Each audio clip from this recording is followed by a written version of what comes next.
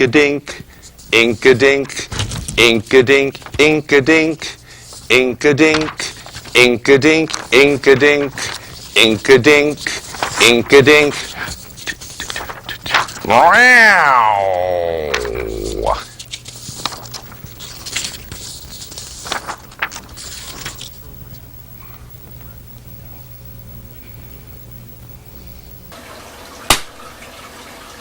Well, I give up. I just... No, I'm not giving up trying to straighten you out.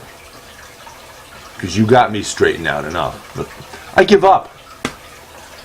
There are too many things that are happening and have happened in the last couple of days. I got to hand out one of these just to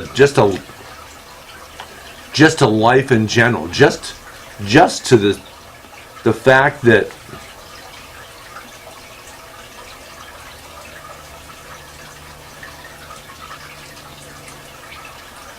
she said, Basil said,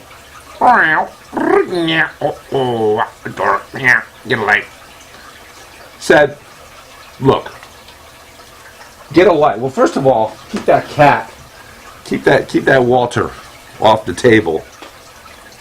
That's to stay under the table, Walter. Basil said, get a life, Dork. Things happen fast sometimes. Oh.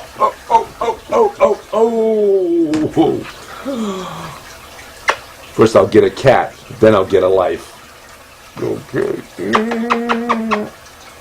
Okay. Okay. So get a cat, then get a life. Things happen fast. Sometimes you just gotta roll with what's happening, and you know, this is a news show. This is a serious news show, he said, and we got to report things. But Basil, look, 3:45. You know, we're taping Friday's show. This is Friday night's show, and we had. You gotta head out of town for something or other. I don't know what. Said.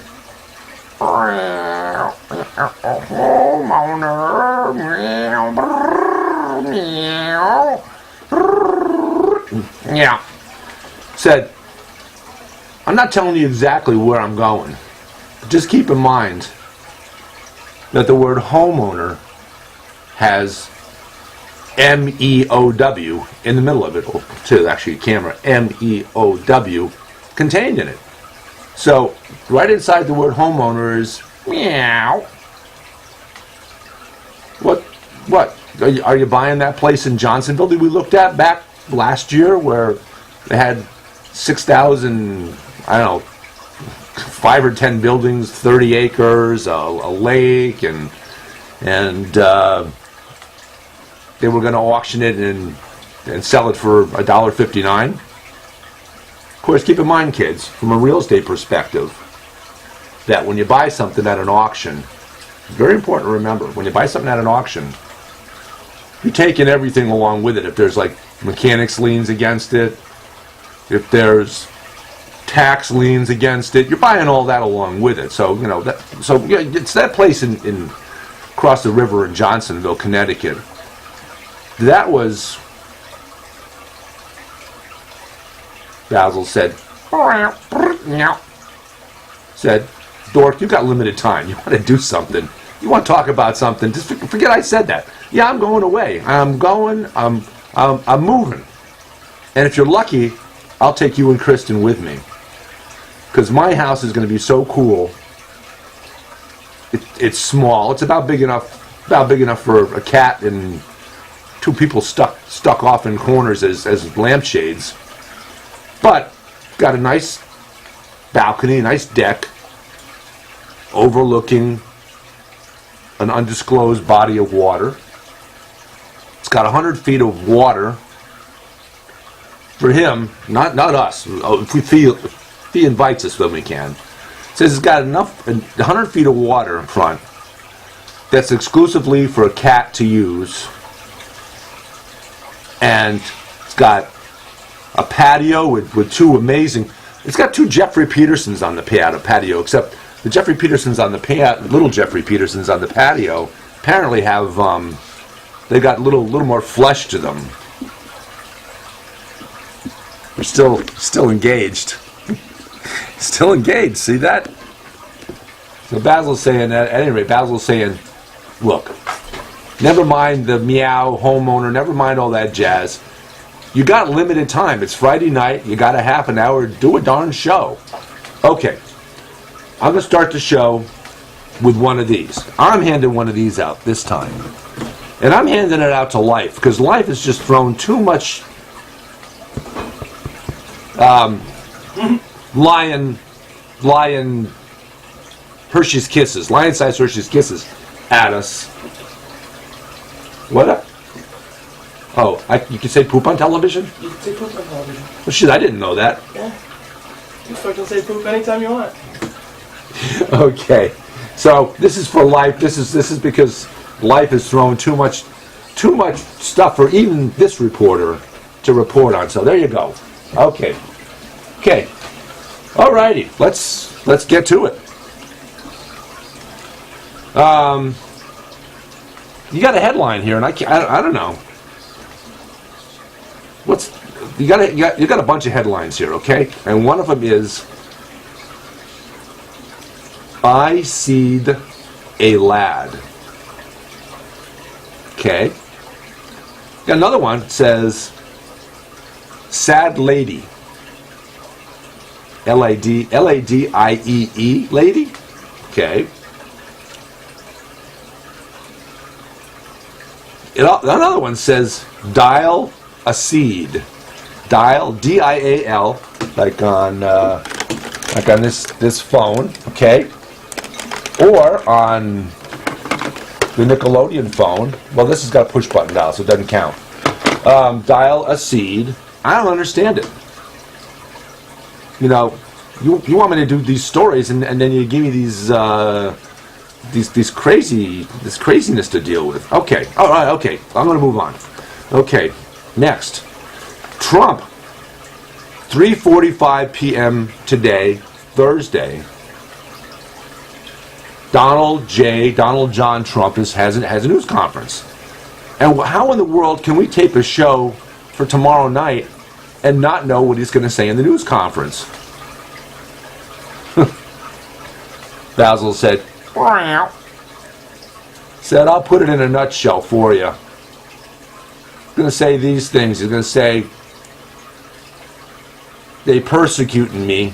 Everybody hates me. It's not fair. Everybody's persecuting me.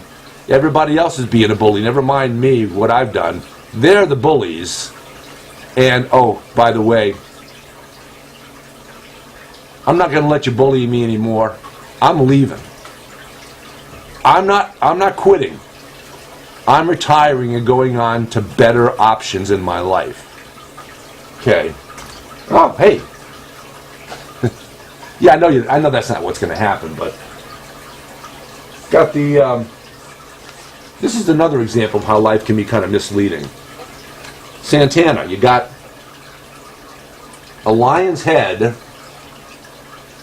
and if you look a little differently at it, you've got two screaming heads, you've got two faces, you've got another face up here, and you've got a very voluptuous woman with a grass skirt, and two of the lion's teeth are actually, I don't know, covering up her nipples. Got a lovely hairdo. Got a very charming face. Oh, and two more faces down here they're either getting darts thrown at them and stuck in their eyes and face, or they're the whiskers of the lion. Okay, so that's how life is. You can look at it and see different things, and that's what's happened with this conversation from last June between Kevin McCarthy. No, not that Kevin McCarthy. Not the one in Invasion of the Body Snatchers, the original.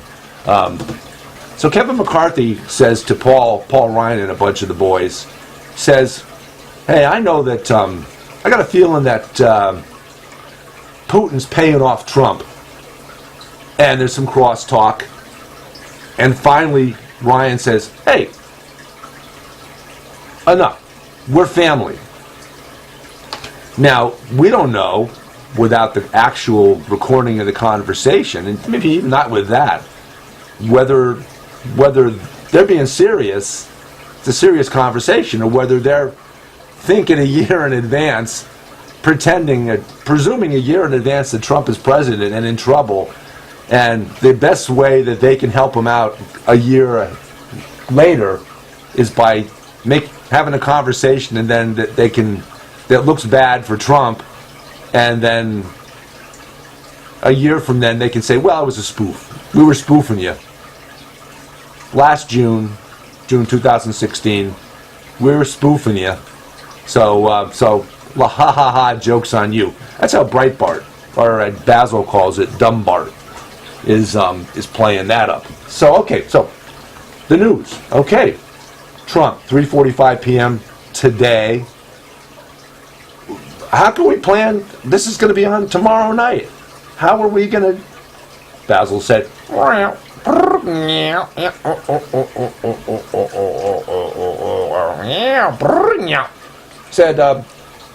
STFU, you're not supposed to tell people that we tape in advance. You're supposed to act like this is actually, it's Friday night, 10 p.m.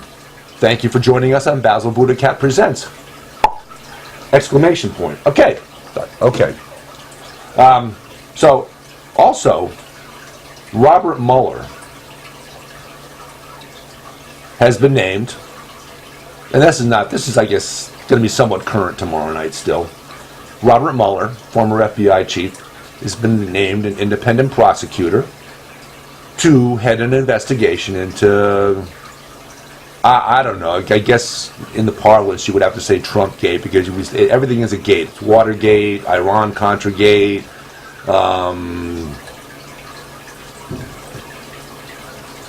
way to get into the front yard gate. I don't know. So Roger Mueller is special prosecutor. Okay? You also wanted me to talk about Major Garrett, because Major Garrett, you know that I met Major Garrett at the Democratic National Convention in 2004. And he was working for Fox, and I went up to him and I ragged on him about working for Fox. And he replied that, first he showed me his book he was writing.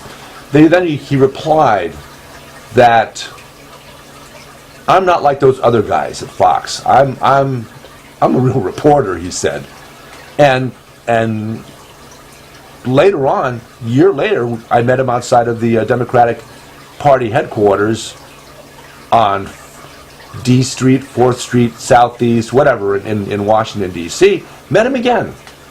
We had another conversation, and at this time he was still working for Fox, but he was very soon at that point. It was pretty soon after then that he left Fox and eventually ended up at CBS. So, Major Garrett, shout out to you. He covered the Trump campaign for CBS during the election cycle, and pretty reasonable, I think. I don't know if Trump thought it was reasonable, but I think most people would say Major Garrett was reasonable. So shout out, Major Garrett. Now, on to another good friend. Okay, because this is really what I wanted to talk about today, and BM, baked beans. Major Garrett doesn't eat them. But the President of the United States, it says right on the back, delicious BM beans are slow baked in brick ovens for hours. And they have the endorsement of President Donald J. Trump. And actually, the first endorsement they got, the first endorsement that BM baked beans got was from Donald Trump's grandfather. That was the first commercial for BM baked beans. And of course, we know from last week's show, we're talking about that we found out from Ancestry.com, who put a lovely puff piece out about candidate Trump, lauding him for all the great things he had done, self-made man. Don't pay attention to those bankruptcies. Don't pay attention to screwing people in housing discrimination suits up the wazoo back in the 70s and 80s and 90s.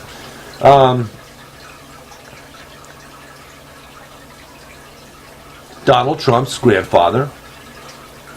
And, oh good, the audience is all sitting. You guys sit down too. Lean back in the hammock. Bill Murray, Stephen Colbert. You could have some show tonight, I'll bet, buddy. Wait a second. Yeah, Stephen Colbert's up there. Drew Carey's up. Oh, Drew Carey's up there. And I don't know if we're taping tomorrow night's show. I guess on a tape we could probably get away with it. It'll go through editing first. So I'm going to go this far. I'm going to say Drew Carey, Basil nicknamed LFFF when he stood in for. Hey, Craig Ferguson is up there. Okay. Yeah, okay, so Craig Ferguson's up there too, and LFFF, and I'm not going to say it. You always want me to say what your nickname for Drew Carey is, and all I'll ever say is LFFF, and leave it at that. Let the people use their own imagination. So you're all sitting down. So here's the thing. Donald Trump's grandfather, as noted by Ancestry.com after they gave Trump a big puff endorsement last summer. His grandfather's name, well, of course his father's name is Frederick Trump. And you can debate back and forth with the ghost of Gene Wilder, whether it's Frederick or it's Froderick. But, well, no, not okay. For those of you that haven't seen Young Frankenstein, it was either Frederick Frankenstein or Froderick Frankenstein. So, but Trump's grandfather's real name is Frederick Christ Trump, and I guess that got some of the fundies to say, "Ooh, got an opportunity to vote for the grandson of Christ," and their little halos emitted all kinds of gooey stuff. So, what I really wanted to talk about today, and this is important because good friend of Progressive Soup, good friend of me personally, pretty good friend of Basil. Basil likes him. Basil reads his posts and on Facebook, but Rich Kolker posts, if you could make one change to the Constitution, what would it be? Okay? And I'm going to go down and I'm going to start reading the whole post, because this gives us a little opportunity to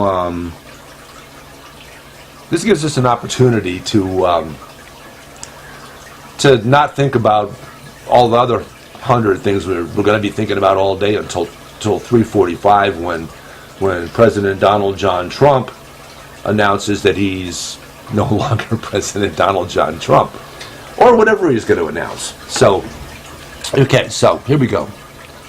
If you could make one change to the Constitution, what would it be?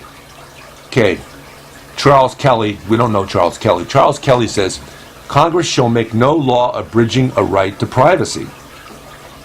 Phrased much like the First Amendment, so it would require opinions by the Supreme Court in order to flesh it out. And there are 8 replies. Okay, let's go through all the replies. This is important. Okay? Okay. Dennis Ray Wingo says, Charles wins the prize for sure. Okay. He likes his suggestion for a change to the Constitution. Mark Reef adds in, apparently someone doesn't understand what rights are. Hint, the Founding Fathers did. Then Charles Kelly, who wrote the original post, answer to Rich Kolker's question, Charles Kelly answers, I have heard some of the previous justices say that there is no explicit right to privacy in the U.S. Constitution. Louis Brandeis, among others, foresaw problems because the right wasn't explicitly included and has had to be found implicit or thought to see more. I think I've seen enough, but let's, okay.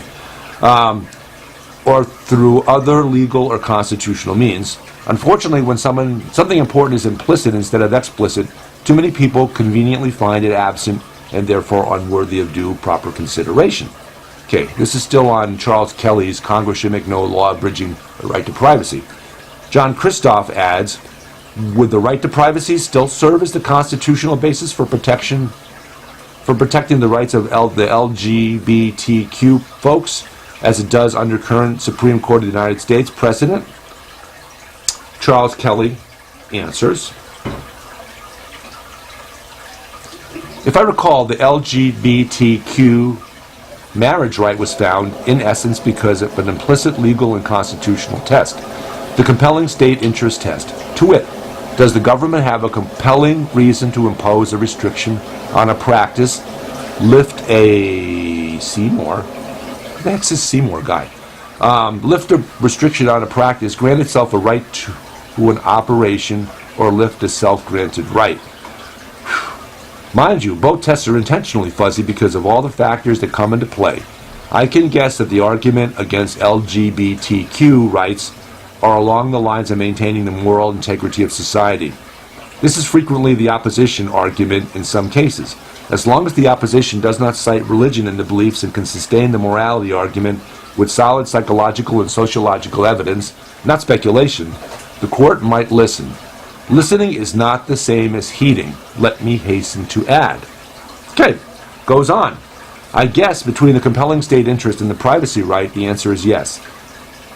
I'm not sure what the question was, but, okay. Yes, the LGBTQ rights would be upheld with better protection by my privacy right. Now, my privacy right would be used to justify all kinds of reprehensible activities. Rape, murder, and as silly as it may sound, cockfighting. I guess we can say that one. Okay, that's why can we? Wait a second, hold on. Gotta make sure the Heineken bottle is placed in a proper location. Okay, cockfighting. That's why the compelling state interest is needed to prevent anarchy. That said, I'm not a lawyer, just a commoner. The Supreme Court would have to make that determination. Okay.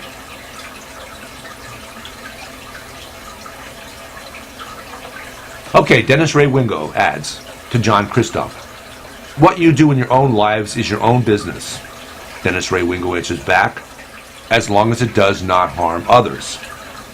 Charles Kelly adds in, and I believe that the no harm to no others principle is the compelling state interest, as it is to be real harm, not speculative harm. Otherwise, just about everything is potentially harmful, isn't it? Okay. Then we go on. After that, I think you nodded off a little bit. Basil, you didn't fall asleep during that long opining by Charles Kelly, did you? Basil said,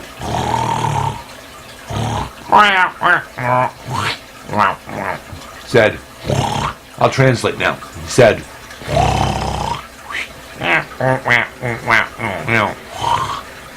that's odd. So it's this. Oh, it's like, oh, okay. Are you saying that? Okay, cut me off, and he said, so yeah, actually, it's just like the other example, homeowner, where homeowner is exactly the same term in English and in cat. And why is it that way? Because if you look at homeowner has in the center of it M-E-O-W. Meow. So therefore, they're interchangeable. Like in France, they don't say Pepsi Cola, or they don't say be et or bet baked beans. They say BM baked beans. 99% fat-free, excellent source of fiber. Or as they say in France, 99% fat-free, excellent source of fiber. Oui. Avec molasses, pork, et spices. Okay, so another one, okay. Here's another suggestion for a constitutional, okay. Says, Congress shall make no law that they exempt themselves from. Okay? Okay, and Rosemarie Holt adds, parliamentary government. Audrey R. Karotkin says, straighten out the Second Amendment to clarify that it's about state, militia, and not private gun ownership. Okay, That gets some replies. That gets some responses. Okay. Let's see. Okay. Okay. Rosemary Holt adds, maybe it wasn't. Audrey R. Kenorkin says, maybe it wasn't, but that's the change I want. I guess in changing the Second Amendment, that it clarified that it's about state militia and not about private gun ownership. Rosemary Holt answers, come to think of it, that's true for sure about mine. Then this other guy answers,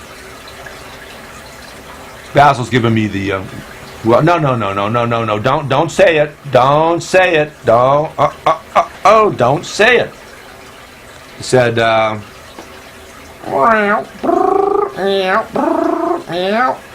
Dork, meow. Said, I know you're going to read something by some dork now.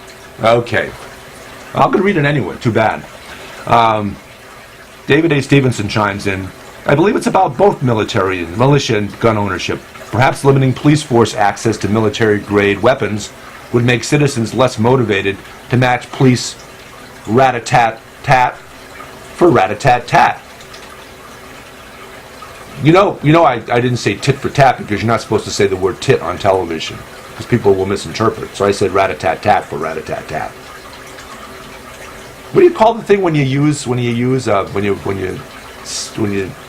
a word to represent a sound? Rat-a-tat-tat.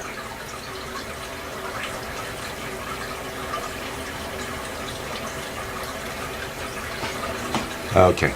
We're about done with our Friday show. We're just about done. A little bit more, and then we'll have to pick up Sunday morning. Okay. Okay. Okay. Gloria Weberg says, do something with the Second Amendment. The word militia needs clarifying.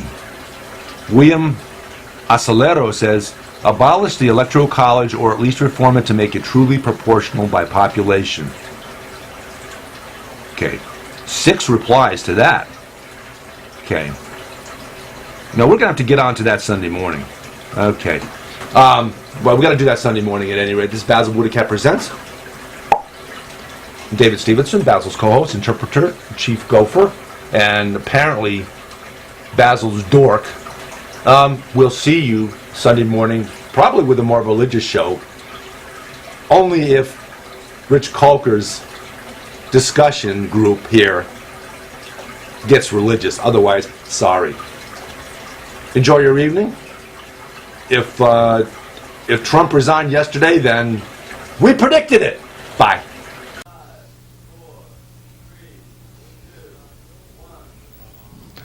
They say they'd rob your grandma blind on Wall Street, on Wall Street. Fritter her away, her Medicare on Wall Street. And Pharma Oil and their pet fox don't care if she lives in a box, so long as they wear platinum jocks on Wall Street, on Wall Street. Meow.